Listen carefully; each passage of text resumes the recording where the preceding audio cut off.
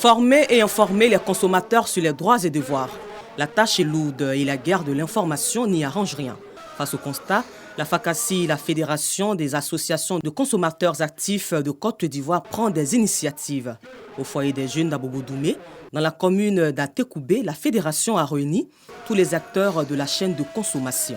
Nous sommes là pour respecter les droits fondamentaux.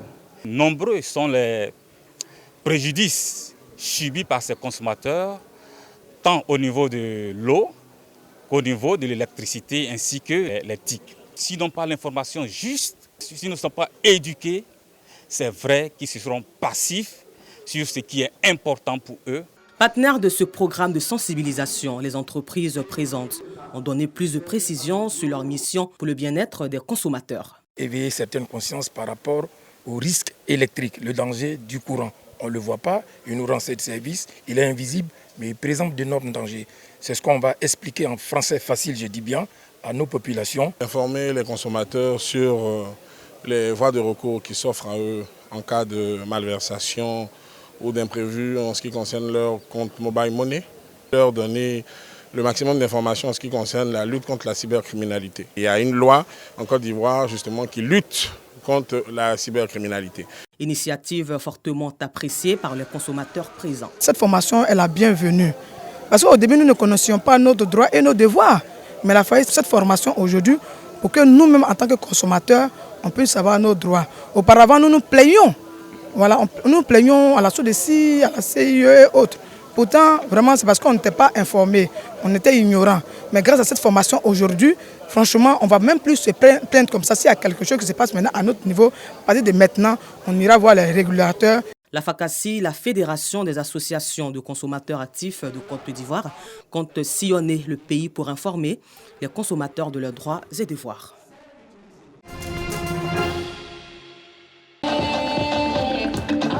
Chants et danses ce 26 juin au complexe d'Anyama. La raison de cette réjouissance, l'ONG Mission d'aide aux enfants orphelins et démunis de Côte d'Ivoire, MAEDCI, vient en aide à 400 enfants issus de familles démunies de cette commune. Parmi ces enfants se trouvent plusieurs orphelins. Des kits alimentaires et des kits scolaires leur ont été remis. Nous avons choisi cette localité parce que nous avons remarqué bien souvent que d'autres localités étaient privilégiées au détriment de celle-ci. Donc nous sommes venus dans cette commune et nous avons fait des recensements, nous sommes partis au devant des populations et effectivement nous avons vu leur détresse et c'est dans ce but-là que nous sommes venus leur apporter un peu de joie. Heureuses, les populations traduisent leur gratitude aux donateurs. C'est merci qu'on peut dire. En toute chose, merci. Merci vraiment pour ce cœur chaleureux au niveau des enfants d'Anyama. Nous souhaitons que ça soit vraiment une continuité au niveau d'Anyama. Je voudrais, au nom de la population d'Anyama et de son maire, M. Amin Oussila, dire merci à maman Boko pour toutes ces actions humanitaires et sociales. Merci d'avoir choisi la commune d'Anyama, notre commune, la cité de la Kola, pour venir faire ce don. C'est un premier geste qui, pour moi, je pense, va être un début d'une franche et bonne collaboration. Créée en 2019, l'ONG Mission d'aide aux enfants orphelins et démunis de Côte d'Ivoire œuvre pour le bien-être des enfants. Elle ambitionne mettre en place un orphelinat dans la commune d'Anyama. La marche vers la connaissance n'est pas chose aisée. Il faut toujours avoir la langue et l'esprit très aiguisés afin de puiser dans les profondeurs de nos ménages l'eau qui étanche notre soif de connaître, notre soif de transmettre, notre soif de transparaître. Nous sommes à la journée d'excellence 2020-2021 au diocèse de Yopougon. Les 30 meilleurs élèves de l'enseignement catholique sont primés. Cette cérémonie vise à encourager les jeunes à une prise de conscience pour mieux travailler à l'école.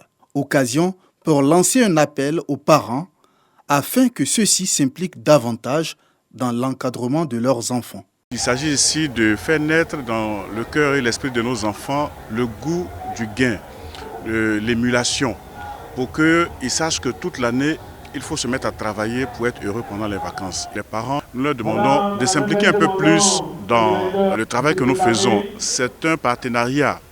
Les enseignants font leur travail, mais les parents ont le leur à faire. Outre les prix remis aux 30 meilleurs élèves, les 6 meilleurs enseignants et les 17 meilleurs éducateurs ont également été récompensés. Je dis merci à mes enseignants et aussi à Dieu parce que lui a été une grande aide pour moi. Et je dis encore merci à ma famille parce qu'eux aussi m'ont vraiment aidé. C'est eux qui m'ont suivi durant tout mon parcours scolaire primaire. Et c'est un grand pas pour moi, mais un petit pas pour certaines personnes d'aller au collège. Tu as des conseils pour tes amis? Bon, il y a certains qui n'aiment pas étudier, qui fument même souvent. Je veux leur sensibiliser pour qu'ils arrêtent, qu'ils puissent étudier parce que c'est une bonne chose. Et que grâce à l'école, ils pourront grandir et devenir de grandes personnes. Quand nous partons à l'école, j'essaie de prendre des notes avec les leçons qu'on fait, je prends des notes aussi.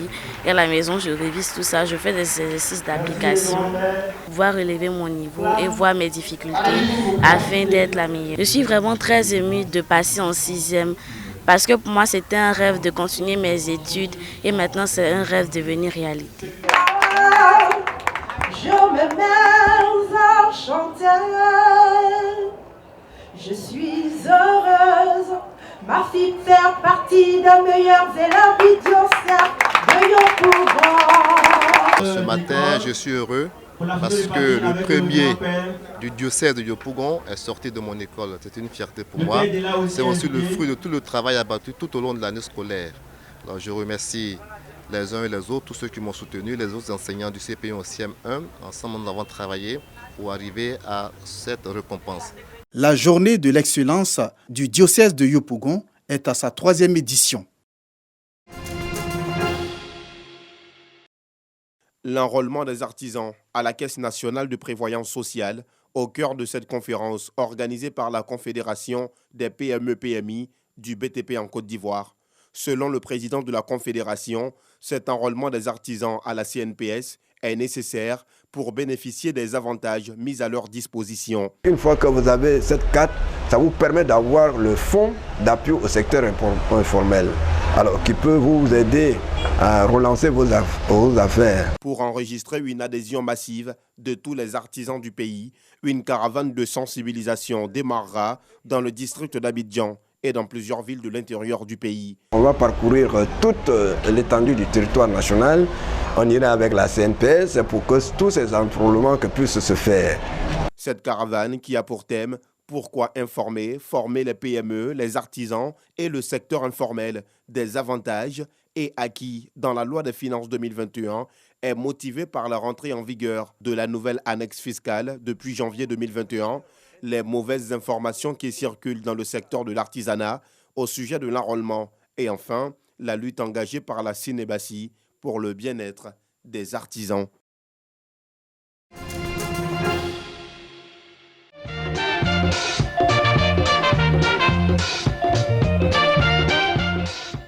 Ans que le père du Zigubiti, Ernesto Djedje, repose à Teriagué, son village natal à Daloa. Franck Michael Biali, dit Yabongolova, artiste chanteur originaire de Daloa, veut commémorer les 38 ans du décès de l'illustre disparu. Cela par la réhabilitation de sa tombe. Rendre hommage à un artiste qui vient de Daloa. C'est l'idée de l'artiste pour dire que voici des gens qui m'ont inspiré, qui sont plus sur cette terre, mais je sais au moins comment faire. Je sais ramener des gens pour eux, je sais dire aux gens que je n'ai pas oublié mes pères. Ce qui nous est cher, c'est la vie de Daloa. Voilà, ce qu'on va retenir, c'est qu'ensemble, on va se mettre les mains dans la main pour que cette vie-là puisse être développée. Cette action de haute portée nationale fait partie des activités majeures de la première édition d'Antilope Festival. Promouvoir le développement touristique et culturel de la région du Haut-Sassandra, le savoir-faire artistique, artisanal de Daloa, transmis de génération en génération, font partie des objectifs que se sont assignés l'artiste et son équipe. 21e siècle, quelle orientation donner au développement de la région des Antilopes? Tel est le thème de la première édition de Antilope Festival des 6, 7 et 8 août prochains.